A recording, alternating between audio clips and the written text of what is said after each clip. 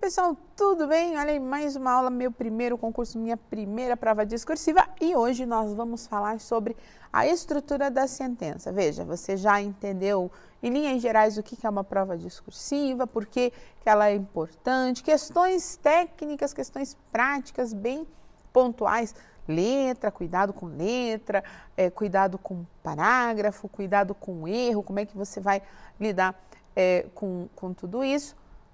Do que a gente vai falar agora? Da sentença, né? Como é que você vai elaborar boas sentenças? Dá uma olhada no material de apoio, acompanha aí que tem bastante coisa legal para a gente conversar. Vamos lá?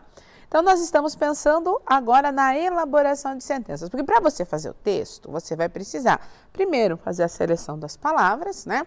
Depois você vai precisar elaborar boas sentenças. Você já sabe que tem que escrever com propriedade, já sabe o que é necessário para essa escrita com propriedade. Agora você tem que entender qual é o princípio de elaboração de sentença. Então, quando a gente pensa aí na estrutura da sentença, da oração, isso é básico. Como eu coloquei para vocês, é um requisito, a estrutura, dominar essa estrutura da oração, dos requisitos fundamentais para se escrever bem. Então, o que isso significa? Isso significa que você vai conhecer a norma, vai entender que a língua dispõe de recursos incríveis, capaz de flexibilizar a linguagem. O que é esse flexibilizar a linguagem? Me permitir fazer uso dessa linguagem em diferentes contextos. Então, a gente tem dois exemplos aí que são muito legais. Se eu digo para você, a menina quebrou o copo, o que você vai internalizar aí? O que você vai entender? Que alguém fez alguma coisa com algo. Esse alguém é a menina, esse fez alguma coisa é a ação do verbo quebrar e esse algo é o copo. A menina quebrou o copo, tranquilo. Só que se eu digo para você, o copo foi quebrado pela menina, você continua entendendo a mesma coisa, exatamente a mesma coisa. Só que foi escrito de uma outra forma, você continua entendendo que alguém fez alguma coisa com algo. Então aí a menina, ela quebrou esse copo. Só que quando eu olho para a primeira sentença, eu estou vendo o sujeito, o verbo e o objeto direto. Quando eu olho para a segunda sentença, eu estou vendo o sujeito, eu estou vendo a locução verbal e eu estou vendo o agente da passiva. Mas a ideia é a mesma. É isso que significa flexibilizar a linguagem.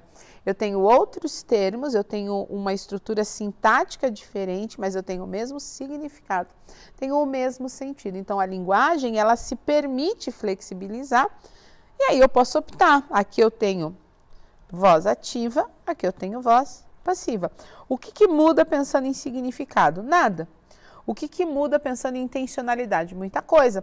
Porque quando eu uso a voz passiva, por exemplo, eu estou fazendo uso de uma estrutura de sentença, de uma estrutura de construção de sentença, que vai enfatizar, por ocupar essa função de sujeito, não o praticante da ação, esse é o caso da voz passiva, mas sim aquele elemento que sofre a ação. O ser quebrado é algo que cabe ao copo, embora ele não tenha feito, ele sofreu essa ação. Isso é uma questão de intencionalidade. Então, a linguagem, né? A língua, ela tem essa capacidade de flexibilização justamente para a gente poder fazer uso da linguagem em diferentes contextos. Flexibilidade, é o recurso que nos permite variar as expressões utilizadas, bem como marcar diferenças sutis de significado. A gente acabou de ver um exemplo em que eu estava ali alterando a posição e enfatizando determinado assunto, mudando a função sintática. Agora, olha só que bacana, essa diferença de significado. Um homem grande não é a mesma coisa que um grande homem. Porque um homem grande, eu estou pensando na estatura. E um grande homem, eu estou pensando na grandiosidade. Estou pensando na honra, estou pensando no mérito. É diferente. Então, a linguagem, ela se flexibiliza para alcançar esse nível. Você entender disso faz com que produza boas sentenças que, consequentemente, vão produzir bons parágrafos. Quando eu vou produzir uma sentença, eu preciso diferenciar, preciso entender o que é uma informação básica e o que é uma informação complementar. Então, a gente vai dar uma olhada no exemplo aí, porque você precisa, para produzir a sua sentença, de uma informação básica e precisa acrescentar ela uma informação complementar, se for o caso, para ampliar ou fundamental, ainda assim, garantir a compreensão do sentido. Então, olha o exemplo que a gente tem aí, está aparecendo na telinha para você. A confissão do parceiro pode criar um novo problema ao acusado. Quando eu olho para essa sentença, eu sou capaz, depois de fazer a leitura, obviamente, eu sou capaz de responder as duas perguntas que aparecem aí. De que trata a frase acima e o que se diz a respeito disso. A frase acima está tratando de uma confissão, né? E o que se diz a respeito disso é que essa confissão ela pode criar mais um problema. Então, eu tenho a informação principal e a informação básica, perdão, e a informação complementar. Qual seria a informação básica? E qual seria a informação complementar? Informações básicas são aquelas que têm autonomia sintática. Informações complementares, aquelas que não têm autonomia sintática. Aí, o que é essa autonomia sintática? Como é que eu vou entender isso? Vamos pensar aqui nesse exemplo maior. Ó. Sem comércio e sem dinheiro, voltados para a arte e para a natureza, os moradores de Yuba vivem uma vida primitiva, negando as conquistas da civilização, mais ou menos de acordo com os ensinamentos do polêmico filósofo Rousseau. Vamos voltar aqui o conceito. Informação básica, aquelas que têm autonomia sintática, ou seja, que eu consigo depreender o mínimo de sentido delas, sem as outras informações que são complementares, que não têm essa autonomia. Então, quando eu olho para esse exemplo, eu consigo enxergar aí uma informação básica. Vamos pensar se você que está aí assistindo essa aula também consegue perceber essa mesma informação, porque esse exemplo está cercado de informações complementares, mas ele tem uma informação básica ali no nosso nariz. Qual é a nossa tarefa agora? Enxergar essa informação, porque quando você entende, enxerga e percebe essas diferenças, eu tenho certeza de que na hora de escrever você vai conseguir dar conta de fazer assim.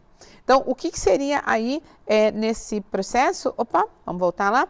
Nesse exemplo, o que seria aí a informação básica? Se você tinha enxergado isso, parabéns, você está muito bem. Como dizem os meus alunos adolescentes, está muito bem na fita. Você conseguiu perceber que os moradores de Yuba vivem uma vida primitiva. Por que aqui eu tenho uma informação básica? Por que aqui eu tenho autonomia sintática? Quem? Os moradores de Yuba. O que? Vivem uma vida primitiva. É autonomia. A autonomia está aí. Os moradores de Yuba vivem uma vida primitiva. Todas as outras informações são complementares, ó. Sem comércio, sem dinheiro é um exemplo de vida primitiva. Voltados para a arte e para a natureza é um exemplo de vida primitiva. Negando as conquistas da civilização é um exemplo de vida primitiva. Mais ou menos de acordo com os ensinamentos do polêmico filósofo Rousseau, se eu levar em consideração a época de atuação, mais ou menos primitiva, inicial, né? Então, a elaboração de sentenças exige da gente, a gente traz isso quando vai trabalhar com parágrafo, com um nome, é tópico frasal. Os moradores de Yuba vivem uma vida primitiva, é o tópico frasal. E aí, a esse tópico frasal se acrescentam outras informações complementares. Normalmente, as informações complementares aparecem separadas por vírgulas das informações básicas. Vamos voltar lá, ó. Então, se eu observar aqui, ó, vírgula, vírgula, vírgula, é o que está dizendo ali. A estrutura da oração é, portanto, o sistema que nos permite organizar as informações que serão transmitidas pelo texto. E isso aqui tem que entender. Você vai passar a informação adiante, organize de tal forma que a pessoa que vai ler entenda. Então, para ter a certeza de que você entendeu isso, vamos dar uma olhada aqui nesse exemplo. Ó. Hoje existem muitos grupos em redes sociais. Existem também outras formas de interação em rede. Estes grupos e outras formas movimentam-se constantemente. Eles existem na internet. Eles existem hoje e eles são descendentes do chat.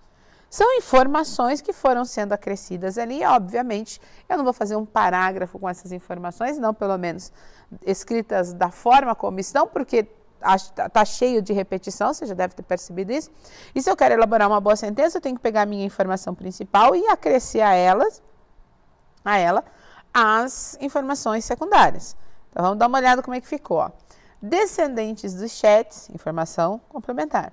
Os grupos existentes em redes sociais, assim como outras formas de interação em rede presentes atualmente na internet, movimentam-se constantemente. Então, qual é a minha informação principal aqui? Os grupos existentes em redes sociais movimentam-se constantemente. Essa é a minha informação principal. E junto dessa informação principal, eu tenho várias informações complementares, informação básica, eu tenho várias informações complementares que vão se agregando ali. E aí eu consigo entender qual é a informação que está sendo transmitida. Escrever uma oração, construir uma sentença não é algo difícil ou algo assim que eu possa dizer, nossa, dá muito trabalho. Mas a gente precisa prestar bastante atenção para não cometer erros bobos que muitas vezes a gente vê sendo cometidos por aí, como, por exemplo, tirar ali o foco do sujeito ou produzir uma sentença extensa demais em que as ideias se percam ou ainda, de repente, não conseguir passar a informação, truncar sentido. São circunstâncias a que todos nós estamos sujeitos. A nossa tarefa é o quê? Trabalhar para isso não acontecer. Era isso que a gente tinha para tratar aqui da estrutura da sentença. Legal você tenta produzir você a sua. O exemplo que eu fiz ali, mas tenta você produzir, depois compara com a que eu fiz para ver se você entendeu direitinho como é que funciona essa dinâmica de organização. Não se esqueça, toda sentença, todo período vai trazer uma informação básica e essa informação básica vai ser acrescida das informações complementares. E isso vai ajudar bastante você na hora de escrever. Tranquilo? Tem concurso por aí pedindo 10 linhas, 18 linhas, mas a grande maioria pede 30. Pede 30 com começo, meio e fim. Então, tem que ficar atento e tem que caprichar. Fechamos aqui esse nosso encontro. Espero que você tenha gostado. Vai praticando, porque na próxima aula a gente vai falar do parágrafo. Beijo grande e até a nossa próxima aula.